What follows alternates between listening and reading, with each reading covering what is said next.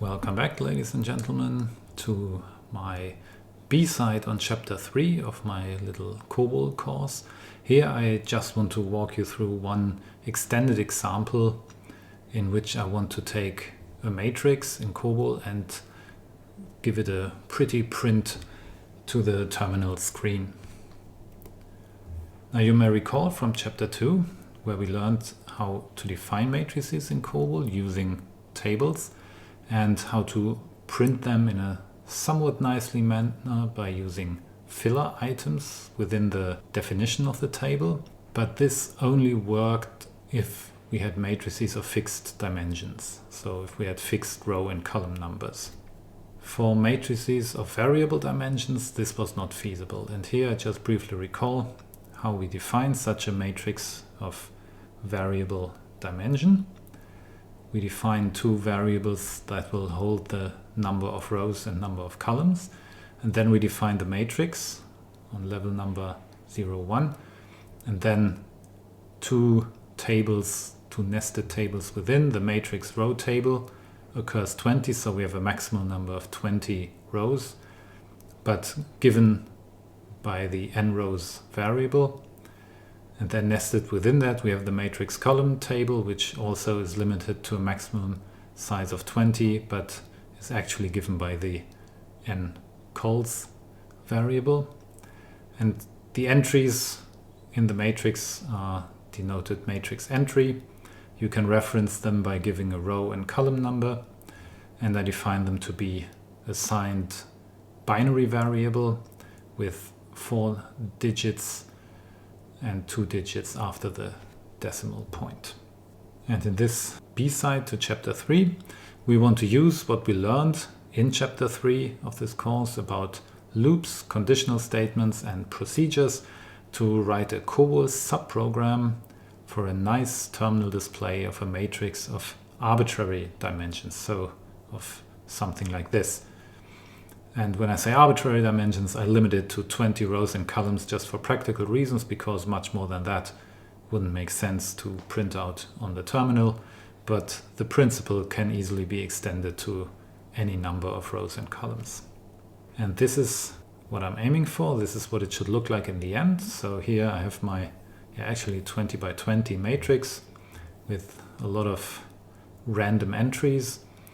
And what I do is I want to draw the parentheses, the opening and the closing parentheses for this matrix using bars and dashes. So I will use the bars to delimit the left and right side of the matrix, and then we'll add these little things on the top here, these dashes, to indicate the curvedness of the parentheses.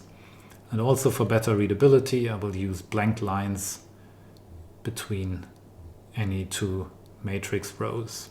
Now first, let's look at the main program, which essentially just has the purpose of calling our pretty print subroutine, but let's look at what's included there. So first, it has to include the definition of the matrix as a table of variable length and some auxiliary variables that we will need. Then there will be a query to the user on how large the matrix should be. So if our matrix is of variable length, then we should have some way of actually defining how large it should be. There will be a loop to fill the matrix with random numbers, and that's just for the purpose of making it look a bit more exciting, because it would be initialized with all zeros otherwise, and printing out the matrix that only contains zeros is a bit dull. Then I will just call an ordinary display instruction on the matrix as a whole, which will just dump all the matrix entries without any formatting to the terminal, as if it was just one large string. And that is just so you remember how ugly this can look and you appreciate fully what we do here with our pretty print subprogram. Note also that because our matrix entries are actually binary numbers, what we dump here to the screen will be some very weird stuff and possibly not even displayable characters. And finally, we will have the call to the subprogram pretty matrix that will display the matrix in the way we want it to. This is what it will look like. So here first we query the user to enter the number of rows and columns. Then we have a little loop, or a double loop actually, to fill our matrix with random numbers. So what I do here is I have two index variables, I and j. So I let I run over all the rows of the matrix, and then for each row I let j run over all the columns. I generate a seed number for my random number generator from the current time. And then I use a compute instruction to set matrix entry in row I, column j to 1000 times the built-in random number generator, where I pass as an argument seed times row number times column number just to randomize it a bit more. And because this gives us a number between 0 and 1, I multiply it by 1000 so the numbers look a bit more interesting. So then my matrix is filled with random numbers, and I will just dump it to the screen with one single display. So this will be the ugly output. And accept dummy here is just a prompt to the user to slow down the execution of the program. So we have to wait until the user presses a key to continue. Then we will call the subprogram with the name pretty matrix that will display the matrix on the terminal in a nice way. To do this, to make this call, the subprogram needs as arguments obviously the matrix, and we also give the row and column numbers for this matrix. We will pass all these arguments by reference, as is customary in COBOL, but I write it out explicitly here because this is the most efficient way to do it, and we do not intend to modify any of our arguments, so it's no problem that we pass them by reference, and there's no danger we might get a modified value back in our main program. So this is what the call would look like. And now let's implement this. Here I am in the main program for my pretty printing matrix. I just called it generate matrix because this is where we will actually generate the matrix. I will quickly walk you through it. In the data division, working stories faction, I first define the matrix with its row and column numbers. And here my auxiliary variables, I and j, are just indices to walk through the rows and columns of the matrix. Seed is used for the random number generator, and dummy is just a dummy for accepting keystrokes. First, in the procedure division, I will ask the user to enter row and column numbers here. And then I will run through the loop that I just explained a minute ago that fills the matrix with random entries. I will dump the matrix to the terminal, and here I will write down the call to my subprogram.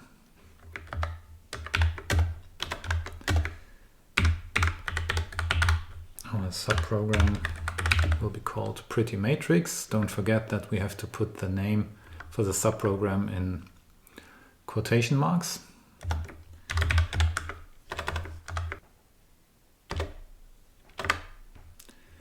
I will pass my arguments by reference. And remember, this is actually the default in COBOL, so I wouldn't really have to type this, but just for clarity, I'll type it out.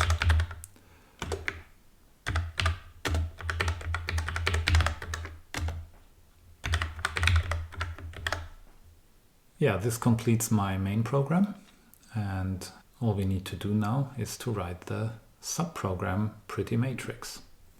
Now it's time to write the subprogram, and we first need to think about what kind of formatting do we actually wish to apply to our matrix.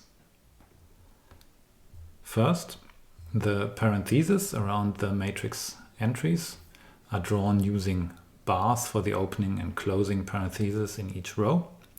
We will insert one blank character between the parentheses bar and the first or last entry in the current matrix row.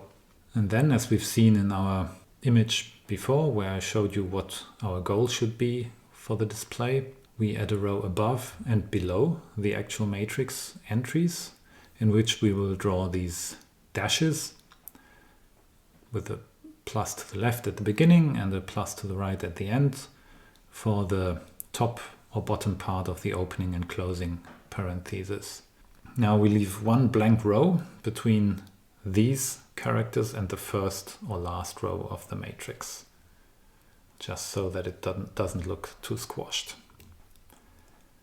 And to make it more readable overall, we print one additional empty row for each matrix row we display. That is, for every matrix row we require 2 rows on the screen. We don't want the matrix to stick to the upper left corner of the terminal screen, so we leave some space from the top, which we write to a variable top offset, and we also leave some space from the left side of the terminal, which we write into a variable left offset.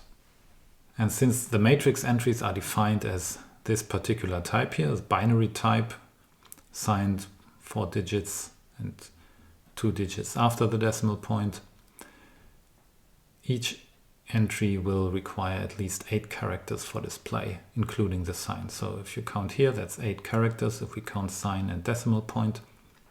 So we have to take that into account, that we need this much space when formatting the matrix. To make this all a bit clearer, I will indicate it with these pictures here. So our parentheses, will look something like this. Dashes and bars, and this is just the upper left part of the matrix, so it continues down here and to the right. We want to leave one blank row before the first matrix row, and we leave one blank character between the parentheses and the beginning of the first matrix entry in each row. For each matrix row we want to have a blank row preceding it, so we need 2 rows on the screen for each matrix row. You can see this here. You can easily see it by counting the bars. So for each matrix row with actual matrix entries, we have one blank row on top of it, and you just see this by counting the bars on the left. We have an offset from the screen's upper left corner, so the top offset variable will tell us how many rows we leave out before starting to draw our matrix, and the left offset variable will tell us how many characters to skip before starting to draw the opening parenthesis of our matrix. And by default I set both of these to 5, so 5 rows as a top offset and 5 characters as a left offset. And if you wish, you can change that later in the program.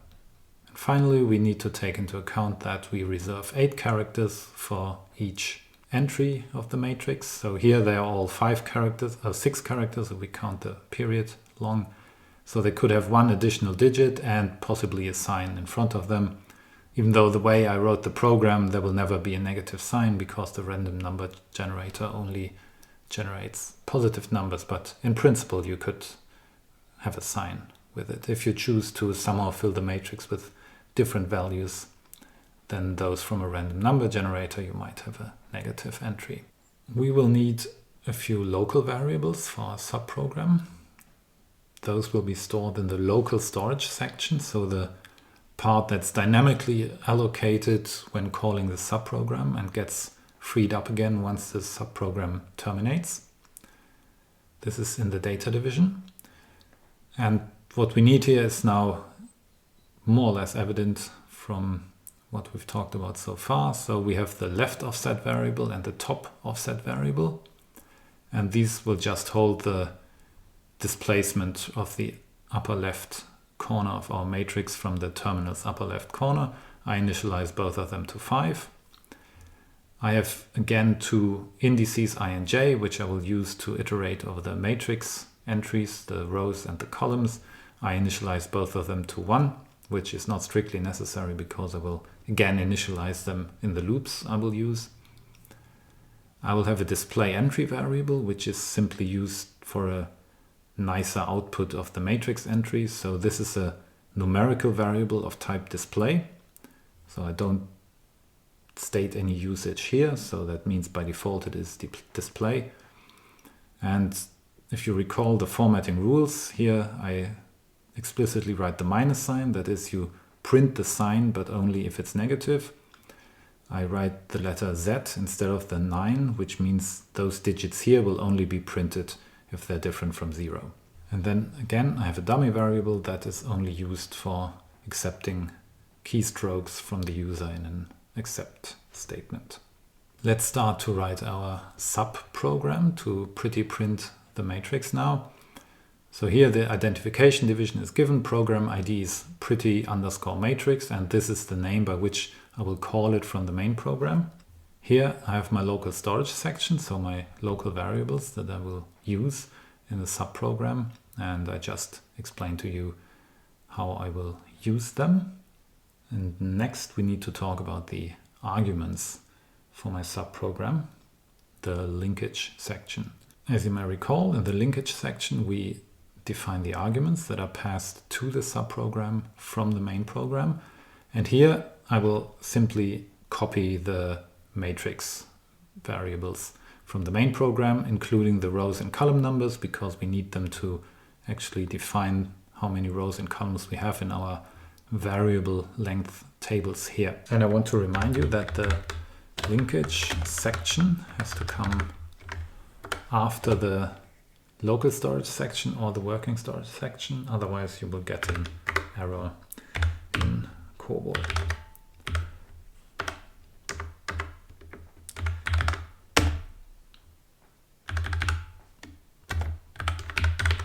I'll just initialize those with the value 3, even though it shouldn't matter because the value will be passed to the subprogram from the main program anyway.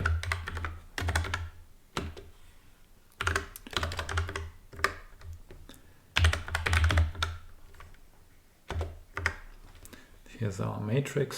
So first we have the variable length table with the maximum entry of 20, given by the n rows variable.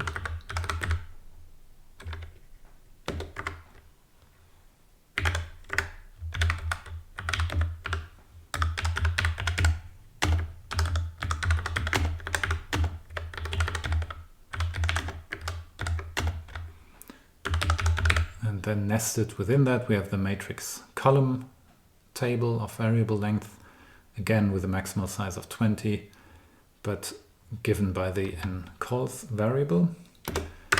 And finally within that we have our matrix entries.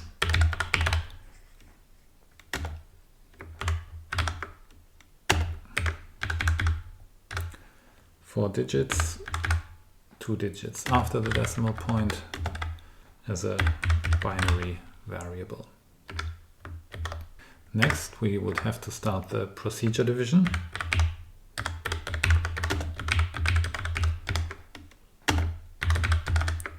Recall that in a subprogram the procedure division includes the arguments that are passed to the subprogram. So we pass the number of rows, the number of columns, and the matrix. And I will actually begin the procedure division by checking that the matrix is within the allowed bounds. That is, if matrix rows and columns are less or equal to 20. That way I have an excuse to use an if condition in this program. So if the number of columns is larger than 20 or the number of rows is larger than 20, then we print an error and abort the program.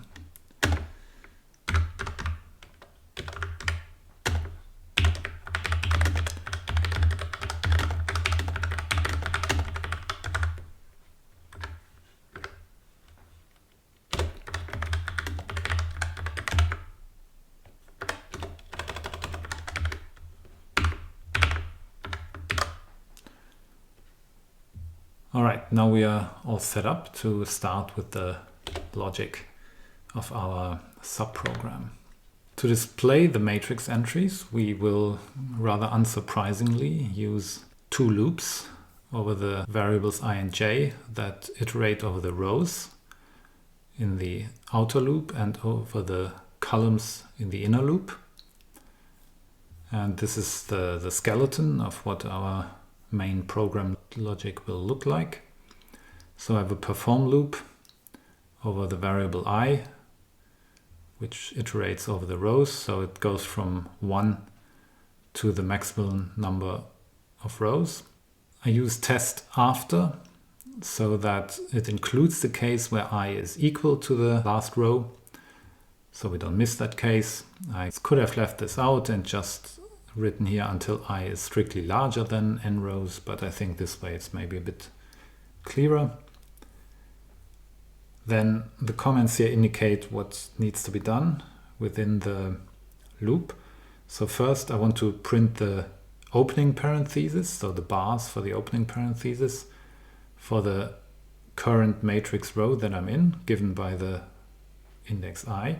Then I do the inner loop, again a perform, now over the variable j, which iterates over the columns. Again, from 1 until j, the maximum number of columns. Here I should do the actual printing of the matrix entries. And after that, I will print the closing parenthesis for the current matrix row. Now let's look at the logic a bit more closely. First, I will look at the outer loop, so what I will do here, and then I will look at the inner loop. We use the current row index I to compute the offset for the row on the screen in which we need to display the matrix entry.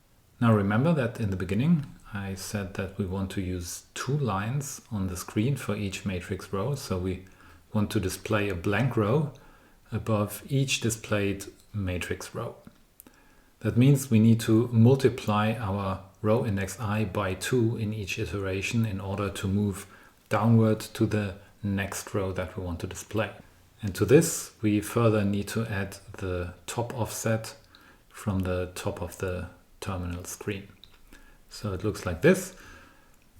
Say here we are in row I, this one, and we want to display that one, assuming we have displayed the previous ones. Then how do we get the row offset to display this row? Well, first we have I minus 1 rows before that, so we have 2 times I minus 1 rows to add, plus the top offset here, which again by default is 5 rows, where the top offset includes the top part of the parenthesis here, the one with the dashes. This means now we have to take care of the rows 2i minus 1 and 2i on the screen when we're at row index I. This is what the code looks like, and before I explain anything here, let me just show it to you in the actual code.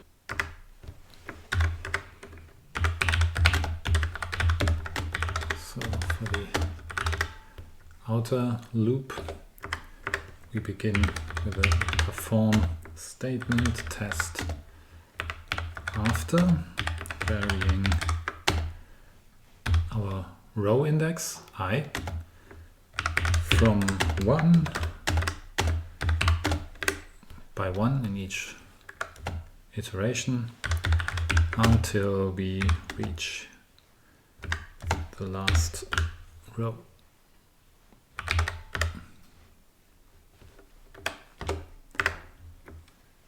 First, I want to display the opening parenthesis.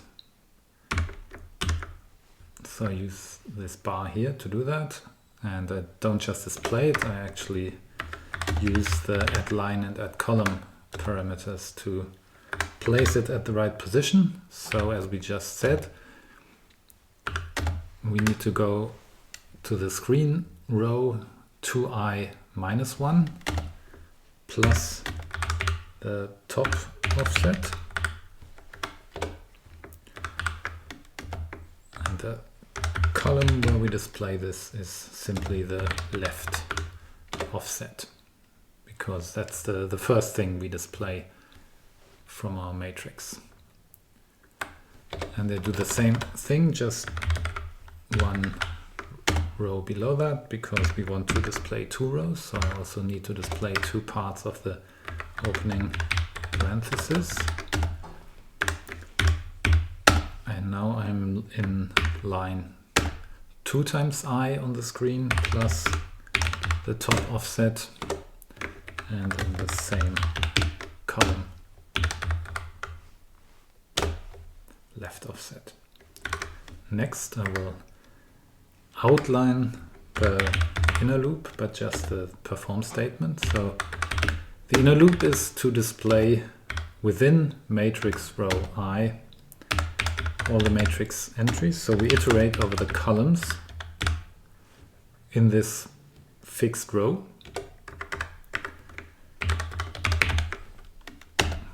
But I will not write out what we do in this inner loop just now. That will be in a few minutes.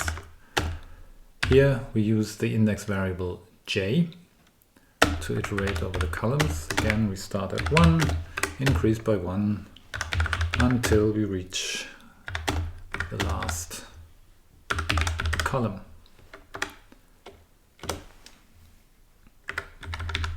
Just use 3 dots here.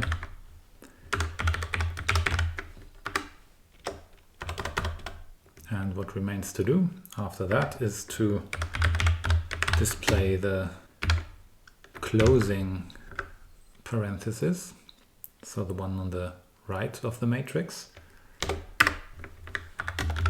And the lines, I will use again these 2 lines here, but I have to draw them at the end of the matrix, so we'll see how that works.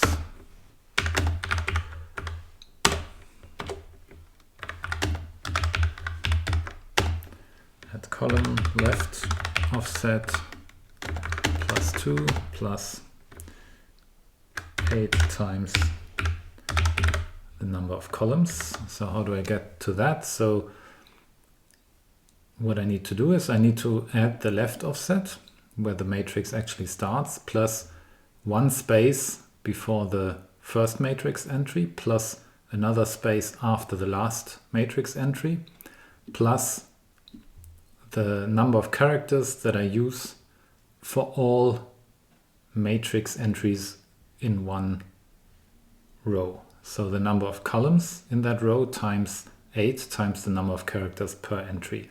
And this is the displacement for the closing parenthesis. And I do the same thing again, just 1 line below.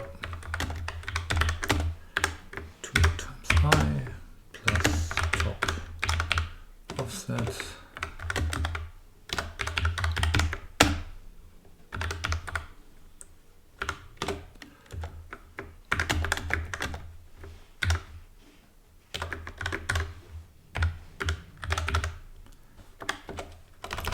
It.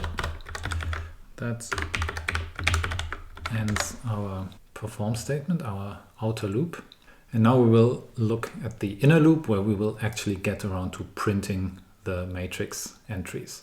So here we use the index j to iterate over the matrix columns where we have a fixed row in the index I. To find the offset measured in screen characters for displaying the matrix entry in row I, column j, for the current value of j, we add the left offset, where we start our matrix, and then we add 1 for the blank between the opening parenthesis and the first matrix entry in this row. The width of each displayed matrix entry is 8 characters, so you remember we reserved 8 characters for each entry in the matrix. So we need to add 8 times j-1 for the offset of the preceding j-1 matrix entries in row I. So it's illustrated here. We're in column j in this particular row here. So in column j, this is the entry I want to print. And now I need to find out at what position do I have to start printing it. To do that, I take the left offset, I add 1 additional character for the space between the parentheses and the first matrix entry, and then for all the preceding j-1 entries in this row, I multiply the number j-1 by 8. So the totality of the preceding characters is 8 times j-1. And after that, the next character is where I would start to print the matrix entry from column j.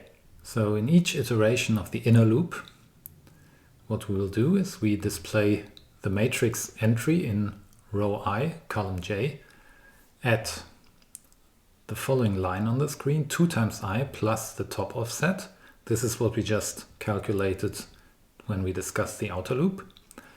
And at column left offset plus 1 plus 8 times j-1. This is what we calculated just now.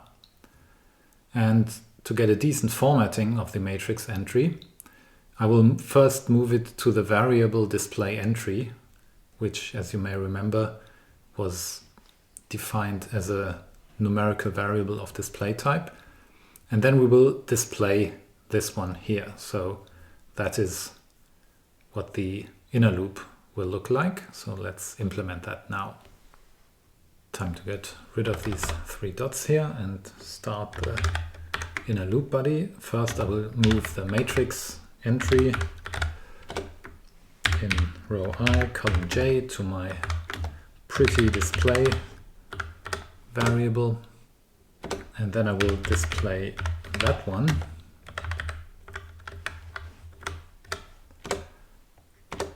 at the following position on the screen, at line,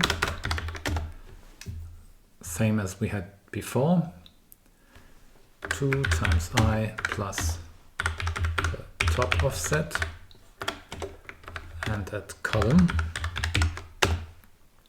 as we discussed now, left offset plus 1 for the blank between parentheses and first matrix entries, plus the displacement incurred by the preceding j-1 matrix entries in that same row. And I will do this with size 8 to make sure that I take up precisely 8 characters for this matrix entry. And that's it. That finishes my loop to display the matrix. What's left to do now is actually rather easy after what we discussed already. It is to display the first and the last row of the displayed matrix. So the rows which contain these dashes and pluses, the parts that are included to hint at the curvedness of the opening and closing parentheses.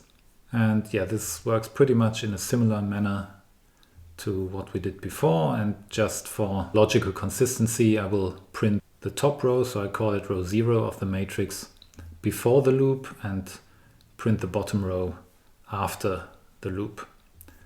So let's do that now, and then we will compile the program and see if it works as we want it to. So here's the loop I just wrote before, and now I will write the code to print the top matrix row, so the row 0 as I call it.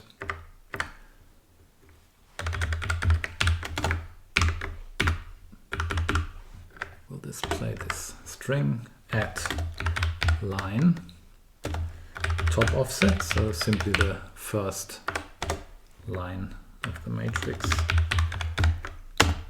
at column left offset. So that was easy enough. And the closing parenthesis will get this bit. Also at the top line, for the column at which we display it, we have to add some more offsets. So this is the left offset, -1 plus 8 times the number of columns. Okay, so how does that come about? You have to see here that these are actually 4 characters. So we can't just go to left offset plus the maximum number of columns, we actually have to go back a few characters to get the proper displacement. And you can just try it out that taking -1 is exactly the right displacement to get this positioned in the right spot, that this plus here is exactly 1 character past the last matrix entry. Now let's print the 2 final rows, because we want to add another blank row after the last printed matrix column, just to make it look more consistent.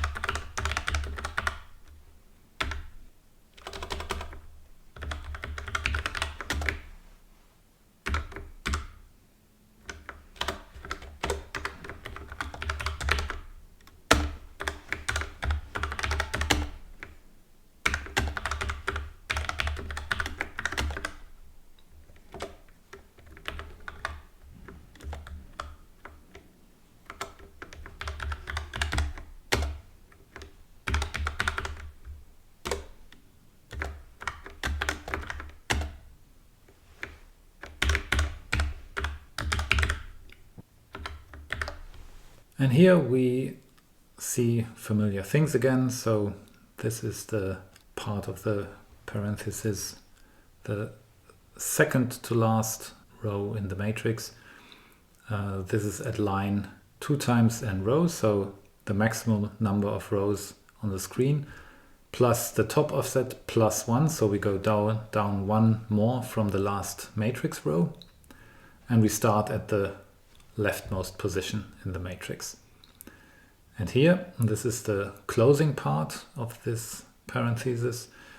So we go to the same line, but now we go to the end of the matrix by simply adding to the left offset the number of matrix entries times 8 characters, plus 2 characters for the blanks between the opening and closing parenthesis and the matrix entries. So this was the second to last line in the matrix, and now we do the final line that is displayed.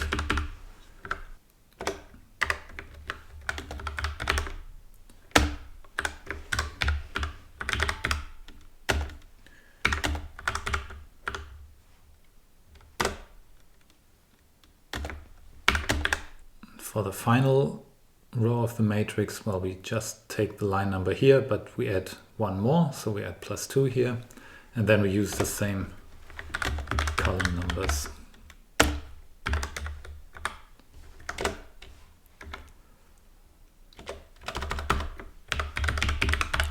Closing bit.